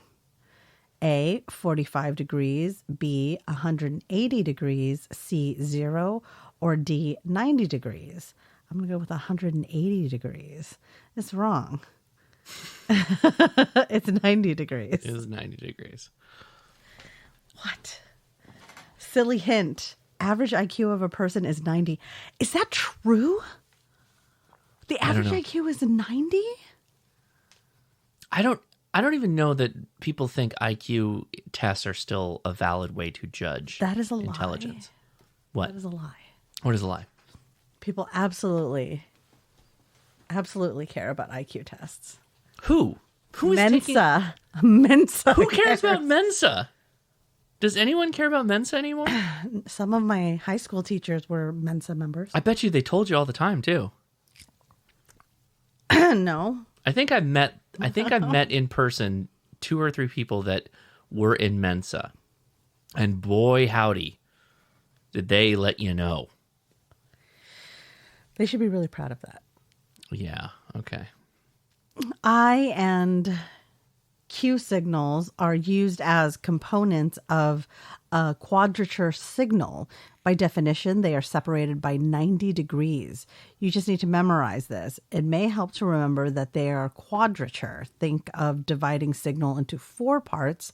360 degrees divided by 4 is 90 degrees. I like the part. Ooh, I can edit. I can edit the hints. I like that is a Wikipedia power you don't want to give people. I like that they just said you just got to memorize this. Are you planning on effing around with SDRs? If not, just memorize this. It's okay. What control is typically adjusted for proper ALC setting on an amateur single sideband receiver? A, antenna inductance or capacitance. B, transmit audio or microphone gain. C, the RF clipping level. Or D, the attenuator level. You talk a lot about attenuation. So I talk about a lot of things. yeah. I've talked about all the things except one of those things in that list of things. The RF clipping level. That's one of the things I don't talk about. Transmit audio or microphone gain. Yes. Because it's SSB. Yes. Yeah. That's correct. Yes. Yeah. You give me a hint there. A little bit. The clipping. Because that was the one that everyone should look at and go, that is not it. That is the obvious. Like, there's no setting on the radio. Like, tune back the clipping. I was clipping too much. Like, nobody goes like, I want more clipping in my audio. I want more distortion in my audio chain. I really want it to be authentico. You know what? Really, if the big Japanese companies would just give us the clipping feature, we could get the way the radio's supposed to sound, which is just clear. They add the clipping. They add it. That's why it sounds so bad all the time. There's all this noise and hash and all that. They did this. That's the way they made that. It's like, that sounds like a total conspiracy. Like the clipping dial back the clipping. ALC or automatic level control is a self-controlling transmitter circuit that attempts to maintain a constant level of output power by automatically adjusting the gain of the final amplifier to prevent it from overloading and damaging the final stage by excessive drive. An operator would adjust the input signal, which is the microphone gain, the transmitted audio, to ensure that the ALC is set appropriately for SSB. If anybody didn't catch this is all on the transmit side. This is your radio telling you that you are giving it too much audio. So if you've ever recorded a video and your microphones are too hot, and you look at it like on an editing software, or you look at it on the on the back end when you're playing it back, and it just sounds like it's completely blown out, that there's no character anymore to the voice, that components of the character of the voice are lost. That's you blowing out the audio. If you drive too much ALC, you're blowing out the audio on the transmitted final. That's what you're trying to avoid. You use the ALC to appropriately tune your output voice audio. Like yelling louder into a microphone doesn't make your transmit further. It has nothing to do with that. You want good balanced audio going into the transmitter and it being able to transmit it via RF. Gotcha. So I'm going to take a minute to note that hamstudy.org, when you're using it on a non-mobile device, the side says that it's sponsored by ICOM. Oh, yeah. There you go. ICOM's out there just like throwing money at whatever advances ham radio. They definitely are. They go a different way than Yesu.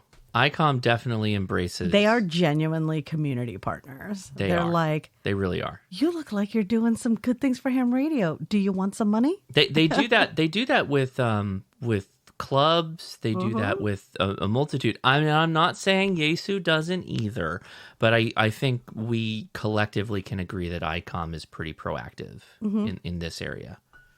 And Ray Novak's out there, friends with a all lot of the it is hams. because of Ray Novak. Yeah. Ray Novak is very proactive in community outreach. And they community were building. really lucky to bring him on.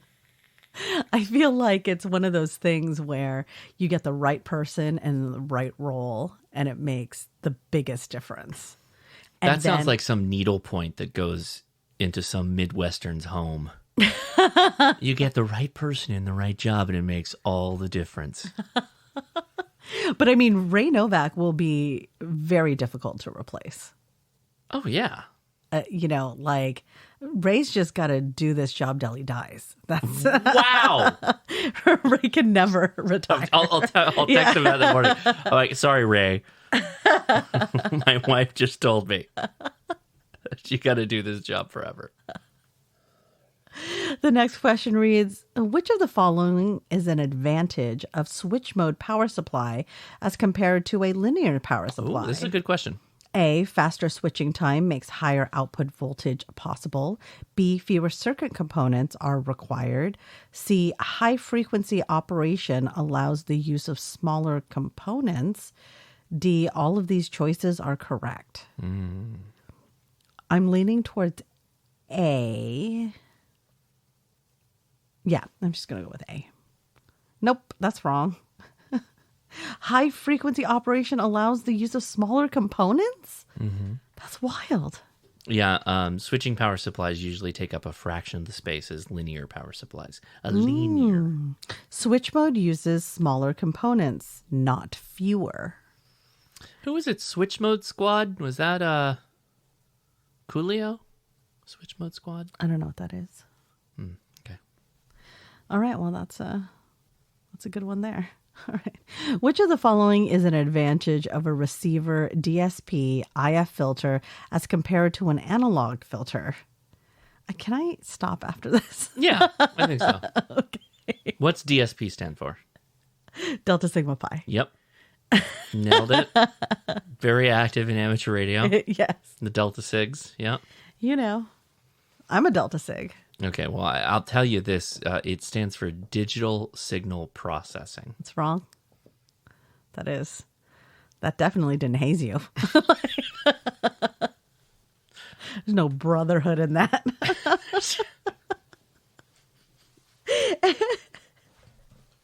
I want anybody who is listening that is a Delta Sig, you need to email next week. That is. Do you think you'll get emails that are Delta Sig? Do you know the number of places that I've just randomly been like, wait a minute, you're a Delta Sig? Ben's preschool teacher at Montessori school randomly wore a t-shirt one day and I was like, you're a Delta Sig? And I gave her the challenge. Straight up a Delta Sig. And then in Neighborhood Watch, 2 of the captains are Delta Sigs. No, 3 of the captains are Delta Sigs in this city. And I'm not even a Delta Sig that was based out of this city. They're Delta Sigs based out of the city? Like there's no college campus here. Well, that's why I was like, this would be really weird. There's some bunch of 40-year-olds with a frat in Cerritos. I mean, now. I mean... Oh, so they moved here. Okay, got it. Okay, yeah. My sister's a Delta Sig. Okay, okay. That's a bit of nepotism there, but... No, not nepotism, because my cousin tried to be a Delta Sig, and even though he should be like a tertiary legacy, didn't get a bid. I'm going to send him this podcast. And then my cousin, who is at Stanford, and I guess like the Delta Sigs at Stanford are defunct, she, instead of just not joining anything. She joined the rival fraternity. Which is what? AK Psi. I have a song. You want to hear it? No. That's fine. The Delta 6 who are listening know. I will get no emails next week. If you get an email next week, I'm going to be like, right on. Please make it ham radio related. You can call in and sing the song about AK Psi if you want, and you're a Delta Sig. Okay. Yeah. Okay. All right. So. You got this. A wide range of filter bandwidths. Maybe repeat the question because I don't know. Do you remember the question? It was about Delta 6. That's what I was worried about. Yeah. Which of the following is an advantage of a receiver DSP IF filter as compared to an analog filter? Mm-hmm. A wide range of filter bandwidths and shapes can be created. B, fewer digital components are required. C, the DSP filter is much more effective at VHF frequencies. D, mixing products are greatly reduced.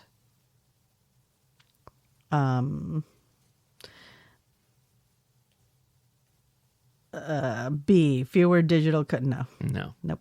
It's all... A wide range of filter bandwidths and shapes can be created. I just told you that D in DSP is digital. Uh-huh. So... It was Delta. It was... All was lost before you... Deciding that there was more digital components or less. The answer was less digital components in the digital signal processing. Yeah. So, okay. Well, good job. Do you want to read the note? Yeah. Okay. An advantage of a digital receiver signal processor, intermediate frequency filter compared to an analog filter is that a wide range of filter bandwidths and shapes can be created. That's it. I just supposed to remember it. Great. Let's just repeat the answer, but just longer. Good. Okay. I'm just gonna go in and edit these things. Did you know you could do that? It's like a Wikipedia base. You're gonna make it Delta Sigma Pi? Don't do that. Don't edit. Don't edit hamstudy.org. Did you know that this is I don't think that I don't... This in the wrong hands. Whoa. I'm going to go out on a limb and just say that might be just for you. For me? I don't know that it's like changing everyone's experience. Oh, really? Yeah. And okay, then I'm going to do it. No, don't do it. Don't do it. All right. We're going to move on to the show topic because I think we might actually be able to do this. We'll wrap it up here. Okay. Wrap it up. So after everything that happened with Edison tonight, I thought to myself, quick. Put an antenna in his room. Quick. Grab your most adjacent radio kit you need. You have to leave your home right now. After your kid gets a concussion? No, it just reminded me of like things happen and completely disrupt everything you're planning. And you just have to go with what you have on hand.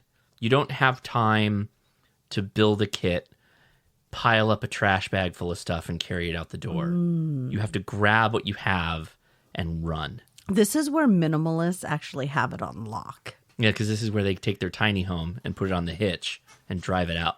Did you know Home Depot makes tiny homes? Shut up. $15,000 and you can have a tiny home. What? Does it have a heater and air conditioning? No, it's like unfinished. Oh, so it's just a box that's made of metal. And stairs. It's made of wood. 2-story tiny home. But what if... What if you put a tiny home in the front yard? No. Wouldn't that be hilarious? We would get cited immediately. You we think are so? maxed out for the amount of like land of like building to lot size, like floor level building. I kind of like this. I mean, I love malicious compliance. That's always my favorite thing. Take a plot of land and put a tiny home on it. How do you feel about Canyon Lake? I don't know anything about it. It sounds great. It's in Menifee. Never mind. Both those words, lies. For anybody that knows California, you heard those two things, and then you heard Menifee, and you're like, wow. There is a canyon lake. It is both the smallest canyon and the driest lake at the same time. I can't even.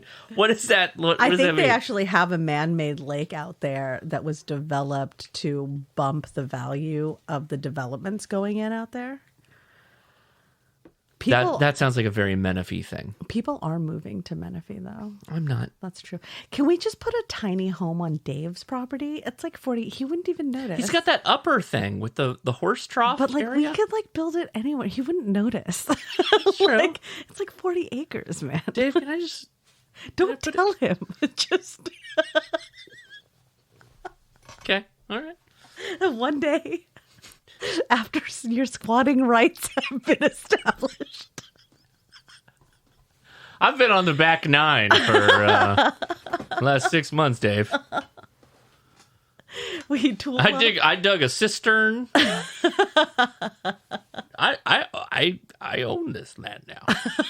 I've been prospecting.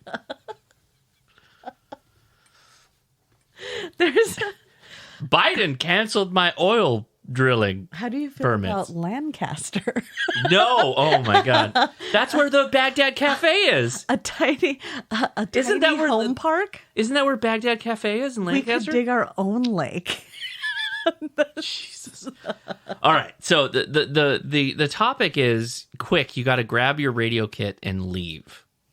Do any of you have a radio kit, like an actual grab and go radio kit? Now, I'm not trying to I'm going to show you my radio kit. Yeah.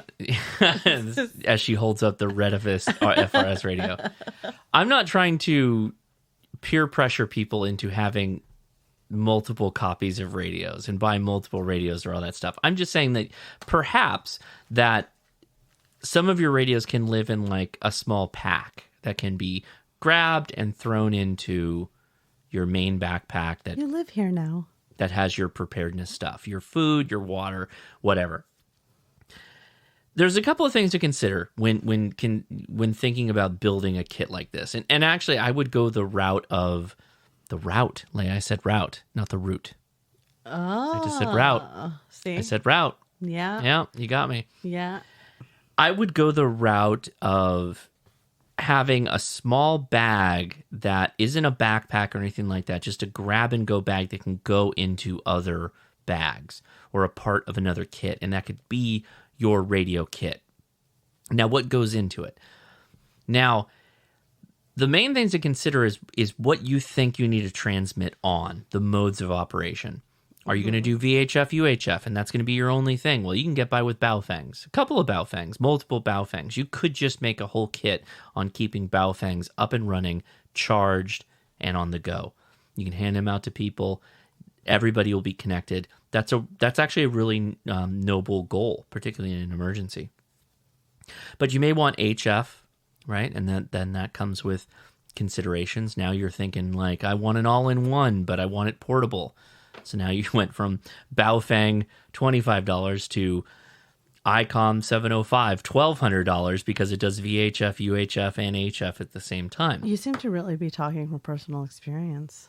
A little bit.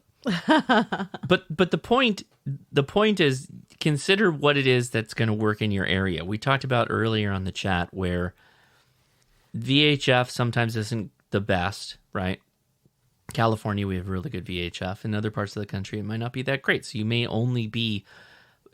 be focusing more on HF, or you might be focusing more on having an NVIS antenna, near vertical incident skywave. NVIS. Vertical HF, RF goes up, RF comes down kind of thing. So consider the modes. I think that's a good place to start. And then you can start talking budget at that point and what your money will get you. But you also need to consider portability versus weight. They're always a juxtaposition. I can throw all the radios into a trash bag and throw them over my shoulder and say, "Okay, I'm all good. Let's go." But it's 45 pounds in a hefty. Probably not a good look or a good move. You want something that is form fit for what you're trying to do, but is also scaled appropriately for the weight that you're trying to carry. If this is an accessory bag that you're going to grab and add to any bag that you are leaving your home with, because you have to evacuate, for instance, by the way, if you didn't catch that, the point of this is you have to evacuate. Last week, we heard from multiple people that have been through situations where they had to evacuate an area. What is the radio kit that you would grab, throw in a bag, and evacuate? Do you have one, right? That's kind of the consideration. I don't. No, I get that. About yeah. So I depend on you for that. So the weight becomes important. And then major important part of weight and portability and functionality is you have to balance how you power it. A lot of VHF, UHF radios, particularly the cheaper ones, don't have external charge ports. They depend on being docked into a cradle. And the good thing about those cradles is that a lot of them will just run off of 12 volts. The Yaesu FT4X, for instance, will run off of 12 volts if you just throw a 12-volt battery onto it, which is pretty nice because that means that you can pack a smaller solar panel, a charge controller, and a bio-NO battery, for instance, and you can charge up your cradles and charge up your batteries and all that good stuff, as well as having, breakout connections for connecting to your HF radios and all that other stuff within the capability of that solar panel. So now you've added a solar panel to your kit and possibly a charge controller or an all-in-one unit like the PowerFilm Solar Lightsaber Max. That is definitely probably blowing somebody's budget for sure because they're really, really expensive. But it'll do that, right? So those are kind of the things to consider is you've now figured out modes and potential radios that you'd carry. You're factoring in and always thinking of portability versus weight because that's paramount, particularly in what you can carry. Some folks can't walk that far. Some folks are going to have to depend on having a vehicle of some kind. So you may be able to get away with a little bit heavier kit or not a heavy kit at all, in that you can't walk, you're maybe slightly disabled. You're going to have to depend on simpler setups, possibly just an HT, possibly your off-grid or power solution is going to be a small battery that you can recharge at some point later and forego the solar. Those are all things you have to consider, particularly as budget is concerned. The last part, though, is antennas. So this is the part where it can kind of throw some of this stuff into a flat spin. When you start talking about antennas for portable radios, you can do a whole lot with not a lot of money. You can go to Home Depot and you can make some really inexpensive antennas, but they might not be as very field expedient, right? And if you want a good example of it is go look at the video that I just posted on the Eagle One antenna. I tried to do a deep dive in explaining how the antenna works and the things you should be concerned.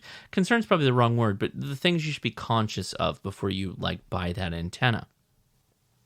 Well, those things that I talked about, you can apply to simple NFEDs with tiny little wires like the K6ARK, or a little bit bigger like the KM4 ACK NFED antennas. Those are all antennas that you can pack into a bag, right? But now you have to consider, I may need a mast, right? I may need something that's sticking out of my backpack a good bit. It no longer fits in a lunch bag that you may grab and go and throw in your kit, particularly if you want to do HF.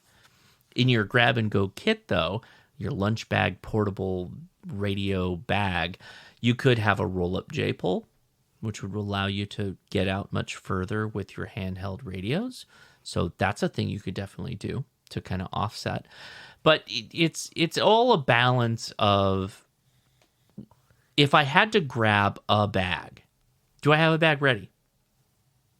Have I laid out the concept of maybe this is the way you go about this, right? Maybe this is the way you do this.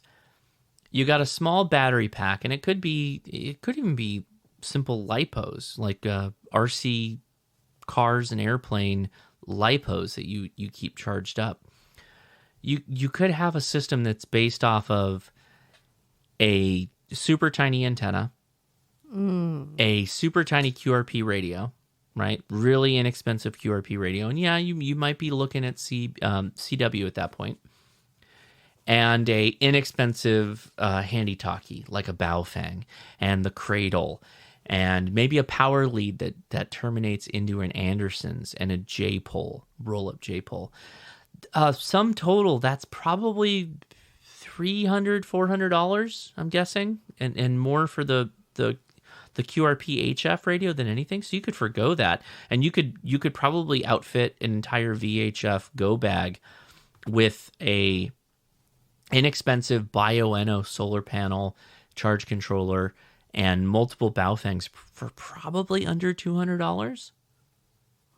If you just focused on VHF, UHF. And you could probably not bad. You could probably save a bit of money and get yourself a roll-up J-pole, and then you'd be pretty good to go. It only starts getting more expensive when you start talking about like HF capability, really. You know what I mean? Mm-hmm. So maybe HF just seems to just always get more expensive. yeah, even if you're QRP, it adds up. It can add up big time. But the good news is you could still have the capability to do that. You would just say, okay, well, I've got an HF antenna with a K6ARK or KM4ACK antenna, or you build yourself a dipole, simple dipole that you pack in the bag, and you go with a cheap QRP radio, even a G90, although that's kind of a big boy radio that you'd have to carry the weight of, right? But there are cheaper radios that I'll be talking about in the future that are smaller than the G90. They are less frills, way less frills, less capable, but totally usable. So we'll be talking about that in a future video. But yeah, maybe just give yourself the. There's probably a lot of people like me. You go to sleep at night and you start thinking about like the worst case scenario stuff. Do you ever do that? Yeah. My worst case scenario is different from yours, though. Obviously, yeah. Mine is like what kind of radios do I need? Like, what kind of kit would I put together? Like, if I had, and maybe that's the way to look at this, is like if you had a lunch bag, like a kid's lunch bag, like a little thermos bag. You know what I'm talking about? The size of a lunch bag. When I say lunch bag, does everybody get that concept? I do. Like if you gave yourself the restriction of, I have to fit my entire radio kit in a lunch bag.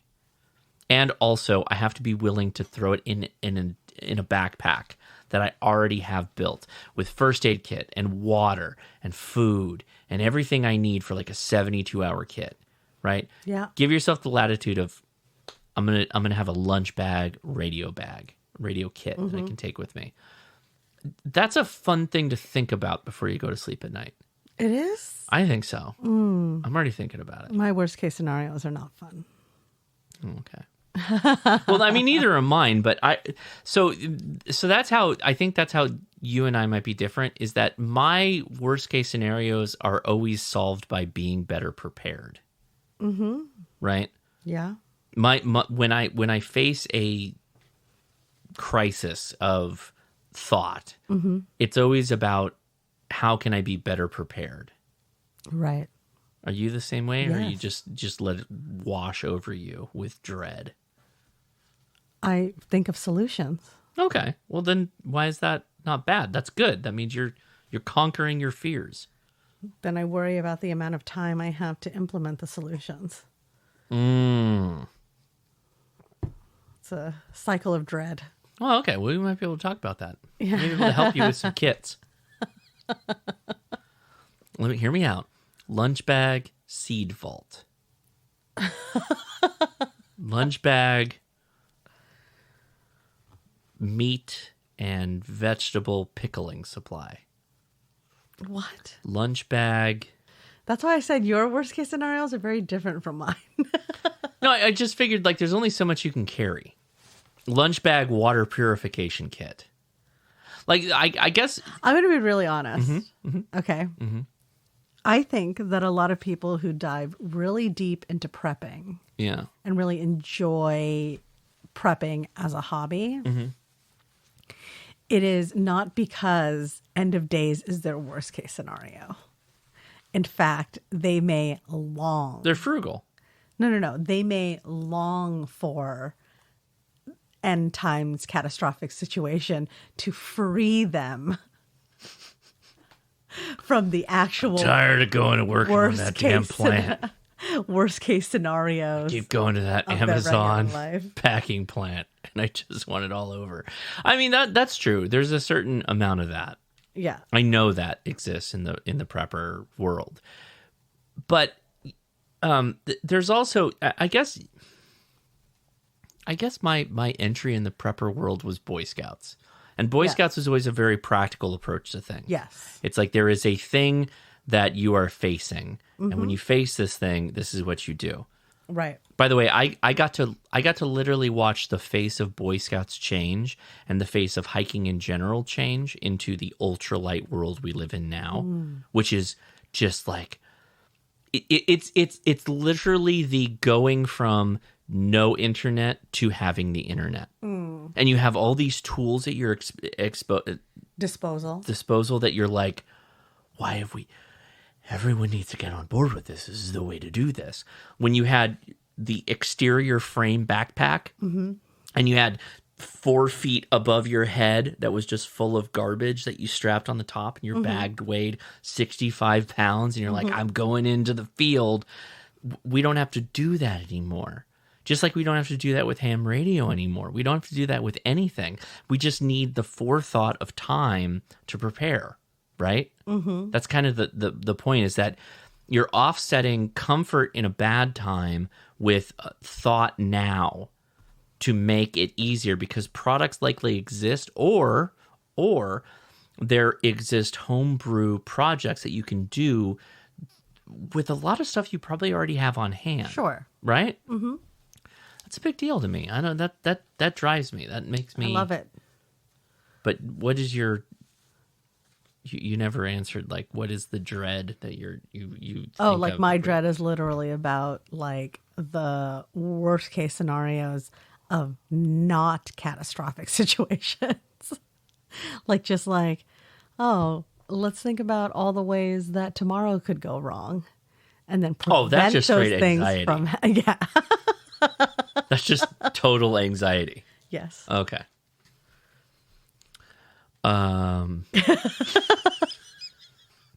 You got a solution? You got a bag for that? You got a kit? I feel like we should do some work with some like Mentos tins. Not Mentos, Altoids. Okay. little Altoids daily Just daily like tin. sups, like just supplements, Just full of anti-anxiety supplements. Just full of supplements. No, I don't know. I always get like a ton of peace of mind from thinking through things like this. Sure. Like for me, there was always a solution. There's always a better tool, right? There's always a better tool to solve my problem. And literally my access to a better tool is how much money I have that I can throw at the better tool. Like, literally. I know. Like, literally. You don't have to tell me. No, I mean, know. But, I mean, for everybody listening, there's plenty of other better rechargeable drills and tools that I could own. But I'm really happy with my 12-volt Milwaukee tool line. It's a very expensive tool line, right? I can get almost everything I want done in ham radio with that tool set. So I found the right solution. I didn't have to step up to the semi-professional 18-volt thing, right? I just had to have the right tool for me, for what I needed. I don't know. Maybe you just need to do it more, where you think about situations like these, where you can kind of consider where your money stops being effective. Right. Where you bought too much, right? So your lunch bag radio kit, maybe the concept of having a lunch bag is going to help you to hone in your budget a bit. Like, if you can only fit what you can carry in a lunch bag, and that you're actually going to put in a backpack and carry with you, then, for you, the technicians out there, then you probably can let go of 6 meters and 10 meters, and you can focus on being really good with VHF, UHF, and having a really good radio programming setup. Maybe there's a Raspberry Pi in there. Maybe there's a tiny laptop. I don't know. Like, there's many things you can do, right, in that space. There you go. Yeah. All right. I think we hit it. You did I think it. we did This is a proper short episode. We haven't. Yeah. If we wait, if we stop now, Yes. we'll be under 2 hours. Amazing. But if we let it go 30 more seconds, we'll hit the 2 hour mark. Excellent. We'll tell you why it's short next week. Next week. But it may be obvious for a lot of you later. It'll make sense, I promise. Anyway, thank you all for listening to the podcast. We have a lot of fun making it. And the fact you listen and send us feedback means a lot to us. All of your emails will not go to waste. Leah at hamtactical.com is still how you email us. And we'll be back in our normal form next week. But I hope you enjoyed this one. Until we talk to you again, 73. 73.